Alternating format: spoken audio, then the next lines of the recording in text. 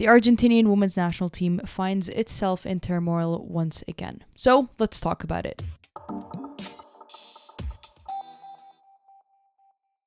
It certainly feels like every single time there is a FIFA international window or some kind of international fixtures coming up, we are then faced by a news story that comes out of a national team where the players are being mistreated by their federation. And the reality of things is this is something that's been happening in the women's game since its existence through the bans and will continue to happen, I think, for as long as we do have women's sports.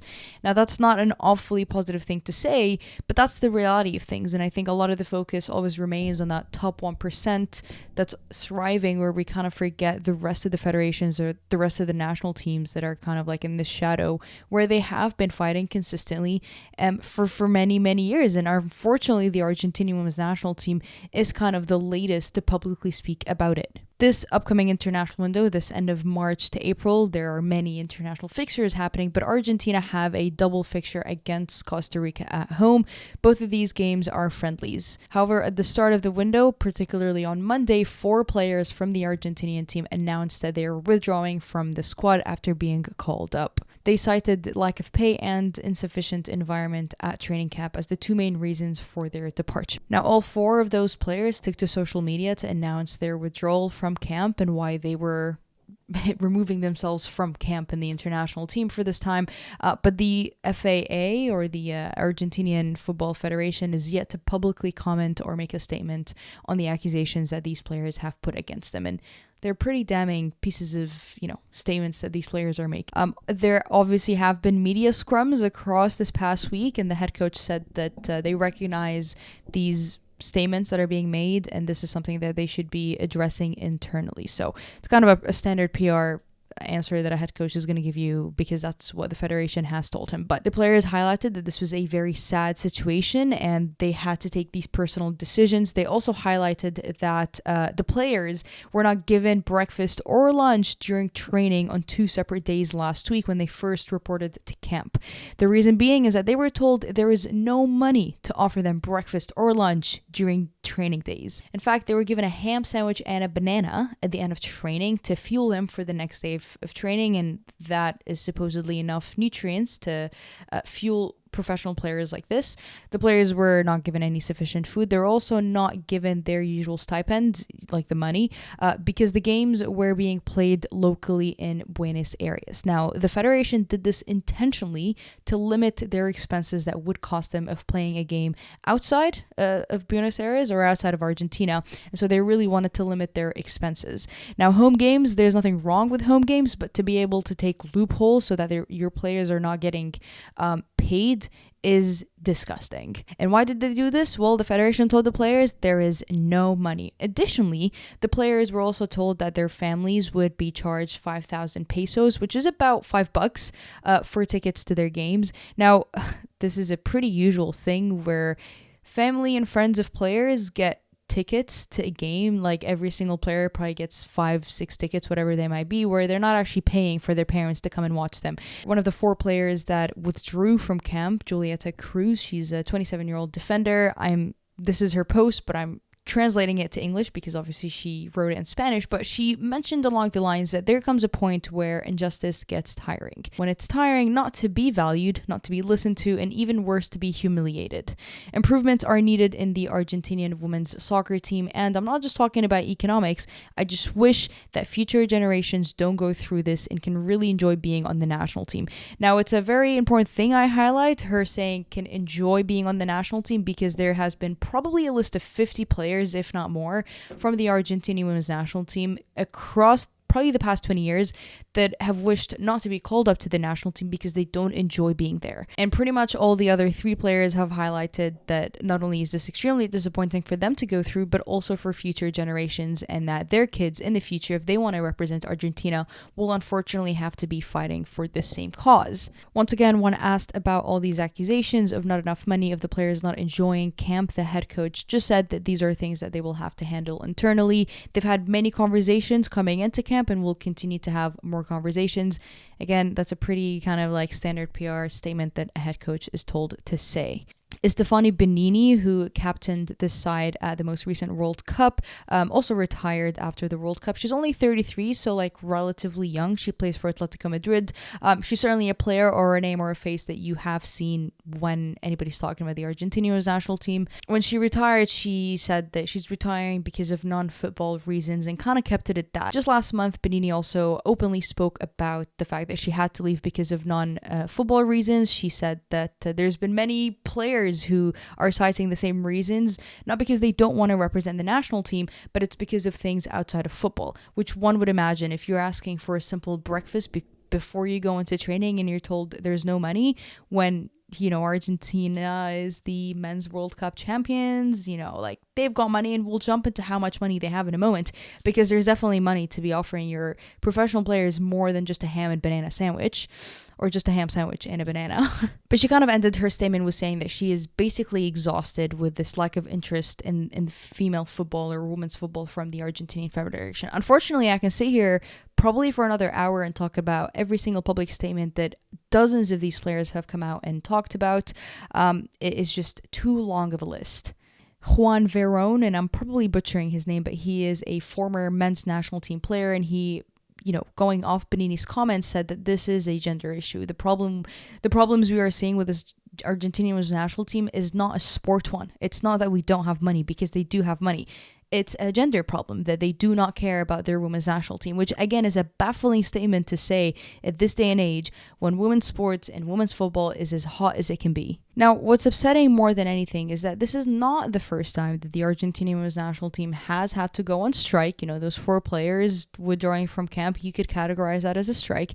This is not the first time that players have talked about lack of pay, insufficient environments. This is all a repeat of something that we saw back in 2015 until 2017. It was almost a 2-year period where we saw the exact same thing happen. After failing to qualify for the 2015 World Cup in Canada, the FAA, or again the Argentinian Federation, basically showed little to no interest in having a national team. So much so, they scheduled no friendlies, no games, nothing for about 18 months, where FIFA had the team unranked due to its inactivity. Their head coach at the time, Carlos Barello, was dismissed and not replaced at the time. So after they failed to qualify, the federation said, you know what, this was a competition we were hoping they'd get in, they didn't, and we don't even want to try to get into the next World Cup. Just kind of don't put any games together, send out the head coach, completely forget we even have a women's national team. In 2017, the federation finally organized a friendly against Uruguay. The players were called up, they traveled, they played the game, back on the bus, back to Buenos Aires. But the system was clearly uninterested in them. The system did not care to feed those players. The system also didn't care to give them any money.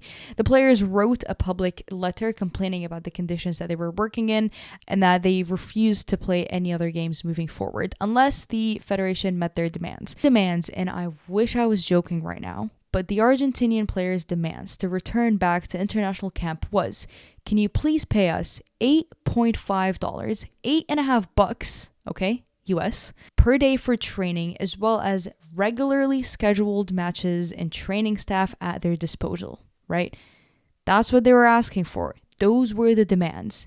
Under $10 per day for training, give us a regularly scheduled, set of games, a set of coaches and training staff at our disposal. And the reason I am so infuriated about this is things that we have highlighted as demands. Bare minimum, not even bare minimum. I can honestly just go down the road to my local club here that probably pays their U23 players better than this. They probably give them breakfast and dinner, and they probably have a few coaches at their disposal. But this is a women's national team that was putting these demands in 2017 to get paid less than $10 per training day. It's abysmal that this is what these players have had to fight for. Less than $10 a day. Really? That's less than like minimum wage. And of course, the federation said, no, these are too many demands, and they refused their demands and said, well, if you don't want to play, we can call up some youth players. And they called up, a bunch of teenagers that filled up the squad and played that second game against Uruguay. Because, paying your players less than $10 per training day is just way too much. They don't have money, right? From 2014 up to 2018, so this exact period where the players were striking and they were demanding and they didn't qualify for the World Cup. From 2014 to 2018, the Argentinian Football Association reported making 500.5 million pesos. Now, 600 million pesos is about 700,000 US dollars, and that is actually 13% decrease from the revenue that they had in the previous financial year's results, which I couldn't find. And maybe just possibly this is just my wild theory. There is somewhat of a correlation of you dropping in revenue when there was a Women's World Cup period, even though your team didn't qualify, and you had zero interest in actually putting up a single game for them. So, I've zero financial stats to back that up, but that's just a crazy wild theory that I want to put out. And even if we are to look at the next World Cup cycle of 2019, which Argentina did qualify for and they went, Stefano Benini, one of the most recognizable names for the Argentinian team, was dismissed from the squad alongside a few other players. Why were they dismissed? Well, it's because the federation didn't like the fact that these players were speaking out and demanding what they were demanding. In the Copa America that year, the players were given jerseys worn by the men's program. The players were obviously furious. They were demanding a professional environment. They're just better resources to compete with, and they had been denied every single chance when they asked for any kind of sort of bare minimum treatment. And again, if you didn't like it or you spoke about it or you were demanding too much, you were going to be simply dismissed from the next call up. And again, I don't think we talk enough about that Stefano Benini dismissal from the 2019 World Cup, because she had moved seas and mountains trying to fight that federation, and all they did was just remove her from the squad alongside the few other players that had spoken about it. Fast forward a few years, they were given professional contracts. We know that these players signed professional contracts when they report to the Argentinian national team, but the federation clearly is not interested in providing them any sort of semi-professional looking like environment. They don't even want to pay these players. They're taking loopholes left and right to make sure that they limit any expenses to pay these players. And something that a lot of these players have talked about is that there is a lot of sexism in the federation. There's a lot of just not being interested in investing in women's football whatsoever. There's a lot of rotten core values, by the words of these players, that the federation and society as a whole there just isn't interested in, even acknowledging. Institutional sexism is something that this federation has been called for multiple times. In the 2018 Men's World Cup, the federation, printed out a guide for the World Cup that they gave to players, coaches, journalists, and there was a chapter that advised Argentinian men on how to pick up Russian women. Yeah, the difficulty of getting support and trying to build a career in an environment like that cannot be overstated enough. When these players are telling you consistently that this is not a football issue because we have the talent, we have the youth, we have the players, there's a good bunch of these Argentinian youngsters that are in the NCAA program in the US that fly across continents to go play soccer and become better players. The talent pool is there, but there's just nobody's interested in giving these players anything to work with. Money was clearly not an issue 10 years ago when these players are protesting, and it's still not an issue today. In fact, the federation has continued to get richer. They won the Men's World Cup, which included a $42 million prize that went to the Argentine Federation. But because they just have so much money at their disposal, they just recently opened a Argentinian Federation headquarters in the US in Miami that cost them over $10 million US dollars. So you're telling me this federation has enough money to go open a US headquarters that costs them over $10 million US dollars, but they cannot give their women's national team players lunch and breakfast on training camp? And the federation has the audacity to turn to these players who are protesting and leaving camp. They turn to them and say, we do not have money. I mean, it is absolutely disgraceful. And when these players are telling you they feel humiliated, absolutely that is an act of humiliation. 100%. It is absolutely infuriating. These people from the federation that you're trying to bargain with and be like, hey, can you actually just pay us a proper wage, are coming off a plane from Miami, off a headquarter that they just paid millions and millions and millions of dollars. And they're telling you, sorry, I can't give you more than a ham sandwich and a banana. Like, seriously? It is just absolutely disgusting what these players have to go through. And when we talk about Brazil hosting the 2027 Women's World Cup, it again cannot be overstated how important it is that World Cup is going to South America.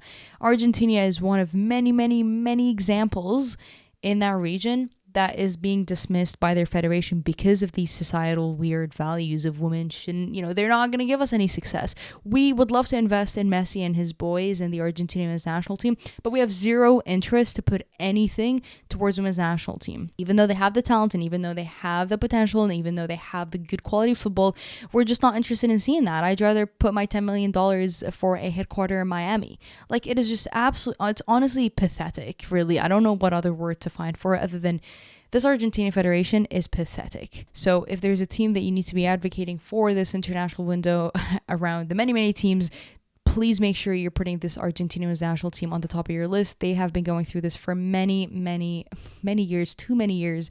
The amount of players that have had to step away from playing football in general because of the inequality that they've seen in the system is disheartening.